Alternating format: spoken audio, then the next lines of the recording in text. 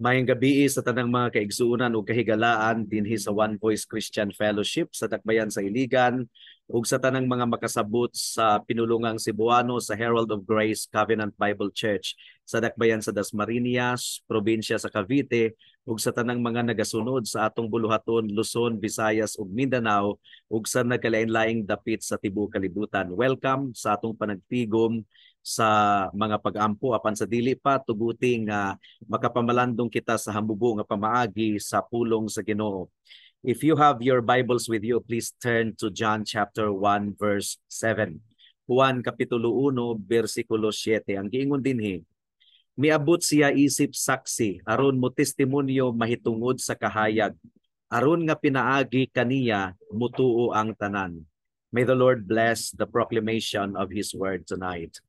I-describe ni Apostle John niining bersikulo ang buluhaton ni John the Baptist, ni Juan nga magbubunyag. So John chapter 1 verse 7, ang giingon dinhi, miabot siya isip saksi aron mo testimonyo mahitungod sa kahayag. So miabot si John the Baptist ingon nga herald or announcer or proclaimer. Unsa man ang iyang gi-announce mga kaigsunan, he announced the coming of Christ, the Messiah, ug mi testimonyo usab siya mahitungod sa kahayag. Si Kristo mao ang kahayag. In other words, he came to bring verbal proclamation. Kay wala may maka-announce kung dili ibuka ang baba aron muwali. Ug i-describe ni Matthew ang nature sa pagwali sa atong Ginoong Hesukristo. Ang pulong nga gigamit ni Matthew is kairoso sa Greek language, and it describes the work of a herald, proclaimer, or announcer. For example, Matthew chapter 3, verse 1 hangtod sa 3, ang giingon dinhi, niadtong mga adlaw miabot si Juan nga magbubunyag nga nagwali sa kamingawan sa Hudiya nga nagaingon, paghinulsol kamo tungod kay hapit na ang gingharian sa langit. Tungod kay siya ang gitagna pinaagi kang propeta Isaias, niadtong iyang giingon, ang tingog nga nagsinggit sa kamingawan, andaman ninyo ang dalan sa Ginoo, tulira ninyo ang iyang agianan. So gidescribe ni John more simply, he came as a witness, but the meaning is the same. Preacher or witness, pareho lang ang meaning mga kaigsuunan. Kay kung moabot ang hari, maguna man kaniya ang herald or proclaimer. Mao kadto ang papel ni John the Baptist. He came as a herald, a proclaimer, ug ang buluhaton sa herald mao ang pag-anunsyo sa pag-abot sa hari. And John the Baptist came to announce the arrival of Christ and to prepare the way for His kingdom. Ug ang matang sa gingharian sa atong Ginoong Hesukristo mao nga gingharian kini sa pagkamatarong. Ug simple kaayo ang mensahe ni John the Baptist mga kaigsunan.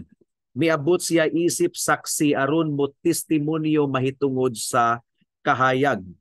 Aron ang tanang tawo mutuo sa kahayag.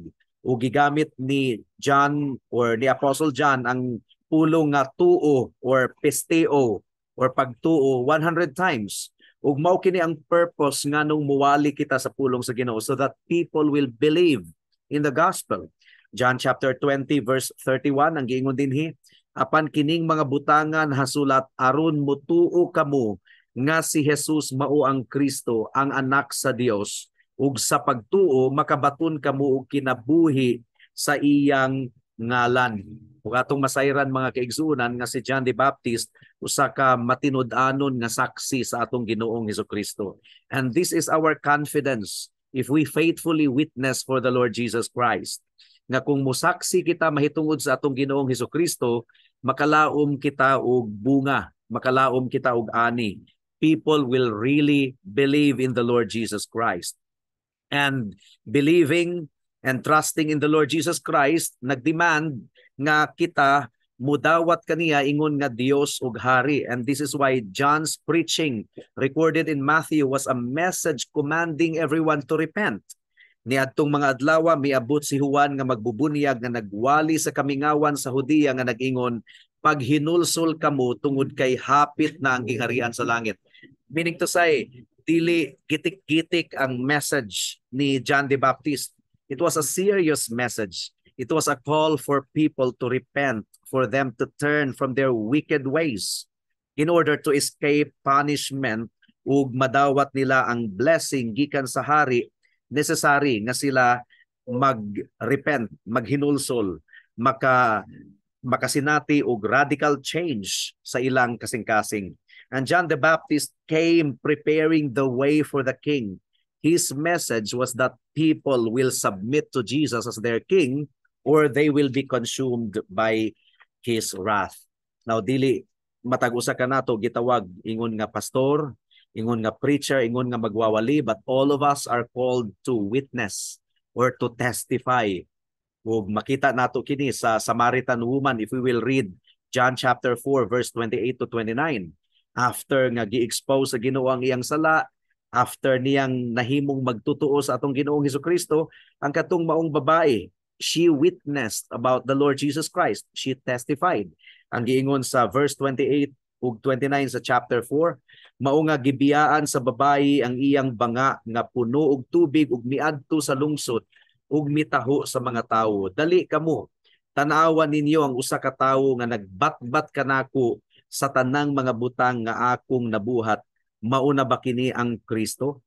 And then gitawag kita isip mga saksi sa atong Ginoong Hesukristo. Hinaot nga mahimo kitang matinud-anon nga saksi mga kaigsunan.